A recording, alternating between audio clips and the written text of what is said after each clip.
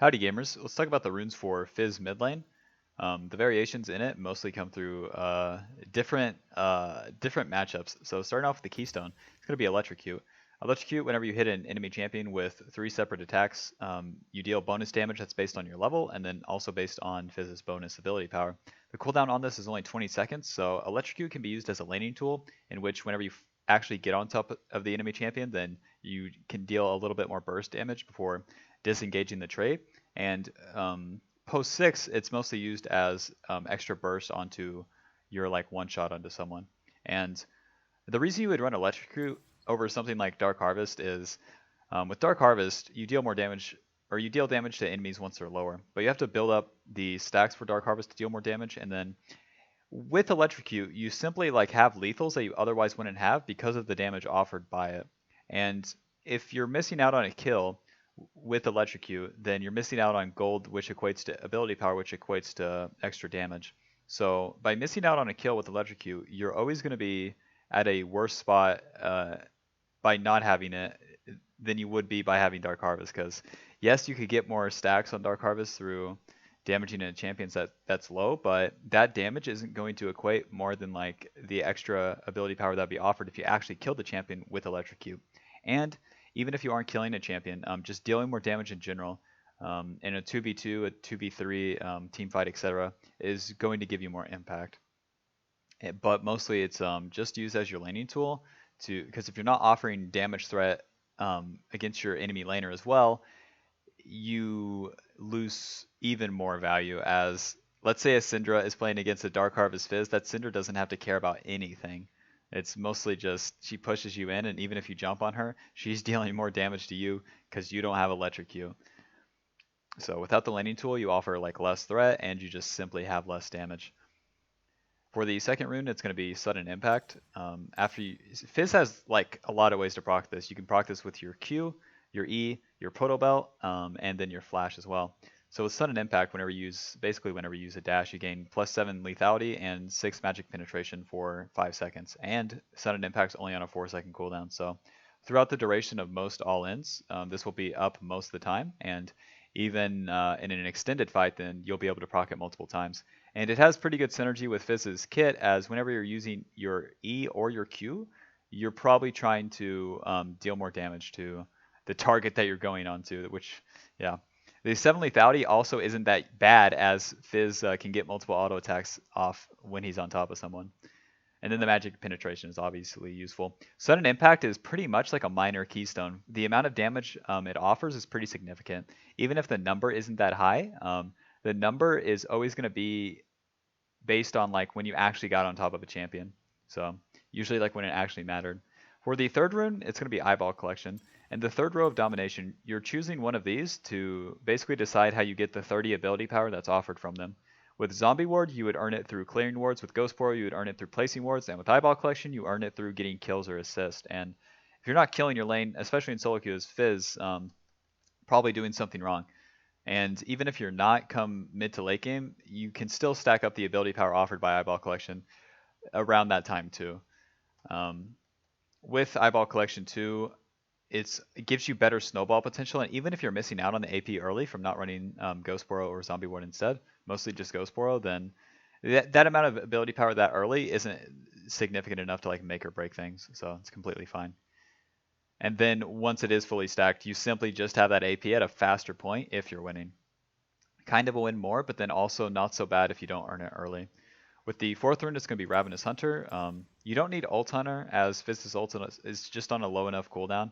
And since you itemize so much cooldown reduction already in his kit, it's not so required that you have to get that much cooldown reduction for the ult. And Relentless Hunter, even though you do roam a lot, Fizz, again, is just fast enough. With Ravenous Hunter, you heal for a percentage of damage dealt by your abilities. And then this percentage is increased per Bounty Hunter stack, and you earn a Bounty Hunter stack through each individual kill on a champion. So you kill the top laners one, jungle one, etc. So you can probably get 2 or 3 stacks on this, even like in a game that you were losing. And then you're going to be healing off the damage that you deal with abilities, obviously. But what this offers Fizz is basically just more slipperiness in a fight, as it's hard for Fizz to spend his HP pool effectively. He's mostly like cooldown reliant, but With this, it makes it so that he does effectively have more HP, especially in team fights where he can be damaged by multiple champions, and he can deal damage to multiple champions. So if you land a 4-man E and you're at 60% health, you are going to just be at more health whenever you land. So it makes him effectively more durable, and if he's more durable, he can get more rotations of his abilities off. And you can also look at it like as a slight landing tool, but it's not that significant. For the second runes, your good trees are Precision and Inspiration. I think your default should be Precision. Your good options here are Triumph, Presence of Mind, and Coup de Grace. Defaultly, I would go with the Presence of Mind and Coup de Grace.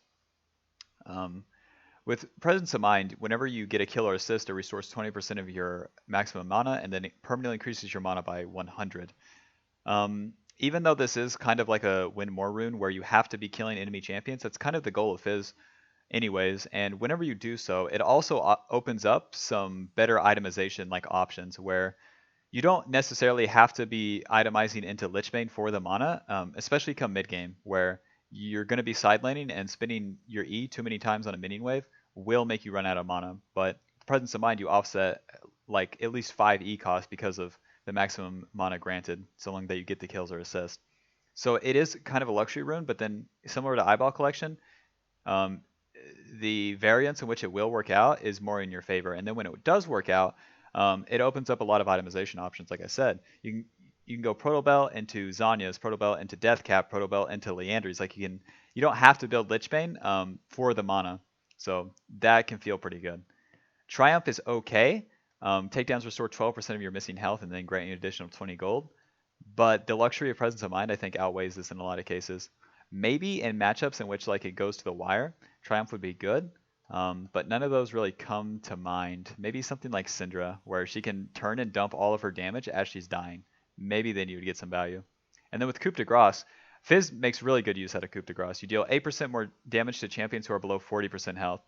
His kit naturally is usually chunking someone before he spins all of his damage. So you can ult someone and then Q auto and then spin your E. As the ult comes up and damages them, they are probably below 40% health. And then when you land with your E, that's more damage. Your auto W is more damage. And then your second rotation of the QE is more damage. So it helps you finish off targets and has pretty good synergy with the way that Fizz's kit plays out. Because not all assassins make good use out of Coup de Grace, just with the nature of how they have to cast their abilities.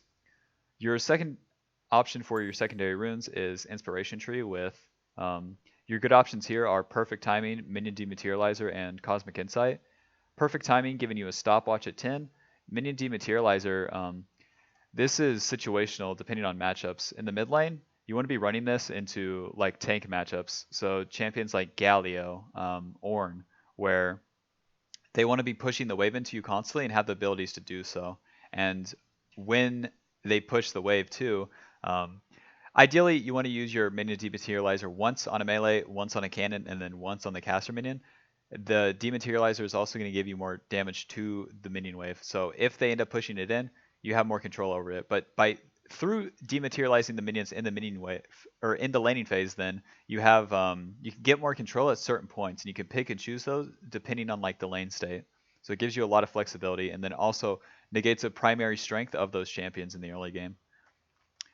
With Perfect Timing, you could run this into matchups that have like particular lethals. Usually it's AD Assassin, so champions like Kiana, Zed, Talon, where they have these lethals, but if you have the one stopwatch, then it not only accelerates your build path into Zanya's, but you also negate like one of their first all-ins, either like at level 6 or around level 9. And then with Cosmic Insight, you get 5% cooldown reduction on your abilities, summoner spells, and items. And Fizz makes use out of all of this. You also get 5% increased max CDR, which Fizz can use as well, because he can itemize Protobell, Lichbane, Zanya's, and then when you have blue buff, you're going to be at the 45%. So really, and then for the early game, mostly the Cosmic Insight is to have your E and then your ult on a lower cooldown. And then whenever you get Protobell, and yeah, again, you just make use out of it in every single way. Your teleport, your flash, etc. So if you were running this tree against like Galio, you'd run Dematerializer, Cosmic Insight. If you're playing against, like I said, Talon, Zed, Kiana, whatever, you could run the Perfect Timing and then Cosmic Insight. You'd always be swapping these two usually to run perfect timing and min dematerializer, I don't see a matchup in which like it would really require that. But again, the default runes I'd recommend would be Presence of Mind and then Coup de Grace. Anything in the sorcery tree is kind of hard luxury. Um, with some assassins, you do get good value out of Absolute Focus and Gathering Storm, simply because you just get more AP than you otherwise could achieve through itemization. And with Fizz, this is okay, but you do have to outweigh Coup de Grace, and then the damage offered by the extra ability power on this, like it has to be earned, right? And then the extra ability, like Fizz gains a lot of his power through his itemization and then through his levels. So to amplify those is potentially better.